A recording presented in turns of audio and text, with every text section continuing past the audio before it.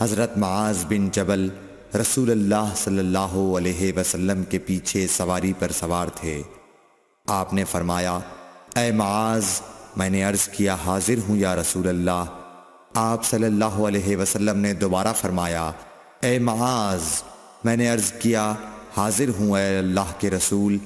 آپ صلی اللہ علیہ وسلم نے سے بارہ فرمایا، اے معاذ، میں نے عرض کیا حاضر ہوں اے اللہ کے رسول۔ 3 بار ایسا ہوا۔ اس کے بعد آپ صلی اللہ علیہ وسلم نے فرمایا کہ جو شخص سچے دل سے اس بات کی گواہی دے کہ اللہ کے سوا کوئی معبود نہیں ہے اور محمد صلی اللہ علیہ وسلم اللہ کے سچے رسول ہیں، اللہ تعالیٰ اس کو دوزخ کی آگ پر حرام کر دیتا ہے۔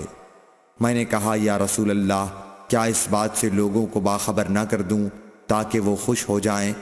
آپ صلی اللہ علیہ وسلم نے فرمایا، اگر تم یہ خبر سناؤ گے تو لوگ اس پر بھروسہ کر بیٹھیں گے اور عمل چھوڑ دیں گے۔ صحیح بخاری حدیث نمبر 129۔ رسول کریم صلی اللہ علیہ وسلم نے ایک روز معاذ رضی اللہ عنہ سے فرمایا کہ جو شخص اللہ سے اس کیفیت کے ساتھ ملاقات کرے کہ اس نے اللہ کے ساتھ کسی کو شریک نہ کیا ہو، وہ یقیناً جنت میں داخل ہوگا۔ معاذ بولے، یا رسول اللہ، کیا میں اس بات کی لوگوں کو بشارت نہ سنا دوں؟